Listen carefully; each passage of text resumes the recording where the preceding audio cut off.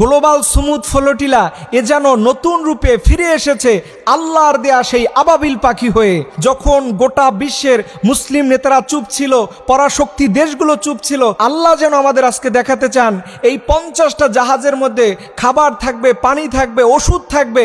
এইটা নিয়ে আমি আমার মুসলমান বান্দার বাড়ির সামনে আমি আল্লাহ তাআলা সাহায্য পৌঁছে দিব। আজকের যে এই মুসলিম ভাইদের যে আনন্দ হবে, আমার মনে হয় গোটা পৃথিবীর সব মানুষের আনন্দগুলো যদি একত্রিত করা হয় তার চাইতেও বেশি আনন্দিত হবে। কারণ তারা আজকে 3-4 বছর খাবার পায় নাই, ওষুধ পায় নাই।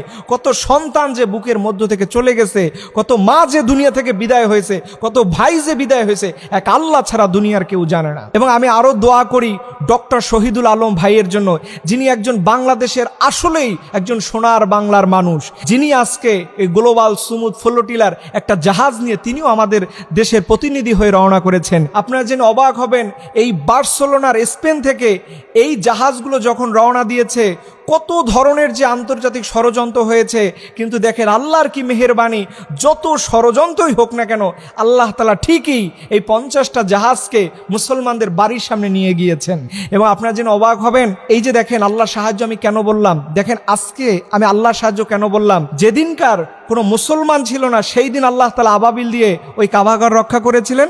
আর আজকে গোটা পৃথিবীতে আল্লাহ তাআলা এটাই দেখাইতে চায়, এই যে ফ্লোটিলা জাহাজের মধ্যে আপনি কোনো বড় হুজুর দেখবেন না, বড় কোনো পীর সাহেবদের দেখবেন না, সেখানে আছে অ্যাক্টিভিস্টরা, যারা বেশিরভাগ মানুষ অমুসলিম, যারা গান বাদ্য করে, কবিতা আবৃত্তি করে, লেখালেখি করে, এই জাতীয় কাজ কারবার তাদের। কিন্তু দেখেন আল্লাহ তাআলা এটাই বুঝাইতে চায়, যখন গোটা বিশ্বের পরাশক্তি মুসলিম দেশগুলো চুপ ছিল, মুসলিম নেতারা চুপ ছিল, তখন আল্লাহ তাআলা ঠিক এই জায়গাতে মুসলমানদের সাহায্যের জন্য আল্লাহ তাআলা অমুসলিমদের মাধ্যমে তাদের ব্যবস্থা করে দিয়েছেন। এবং এই জাহাজে 44টা দেশের নাগরিক আছে, এবং যাদের মধ্যে মেজরিটি পার্সেন্টই অমুসলিম এবং অল্প কিছু মুসলমান সে জাহাজের মধ্যে আছে।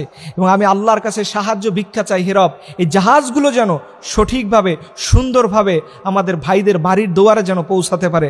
আল্লাহ ওই জালিমদের হাত থেকে তুমি এই জাতীয় সকল ভাইদেরকে তুমি হেফাজত করো। এবং আপনারা এই জাহাজে যারাই এসেছে ওনাদের জন্য একটু দোয়া করবেন, খাস করে দোয়া করবেন, কলিজা দিয়ে দোয়া করবেন। আল্লাহ, এই মানুষগুলো আমাদের চাইতে সেরা মানুষ, আমাদের চাইতে ভালো মানুষ, আমরা নামাজ পড়ি, রোজা রাখি, কত কিছু করি, এরপরও ভাইদের জন্য এরকম একটা আয়োজন করতে পারলাম না, ভাইদেরকে সমুদ্র পথে গিয়ে সাহায্য করার মতো আমাদের সাহস হলো না। কিন্তু যাদেরকে তুমি কবুল করেছো আল্লাহ, এই মানুষগুলোকে পরিপূর্ণভাবে ইসলামে দাখিল করো এবং ওদেরকে জান্নাতের সর্বোচ্চ স্থান দাও, সেই দিন যেই দিন তোমার দয়ায় সবাই জান্নাতে প্রবেশ করবে।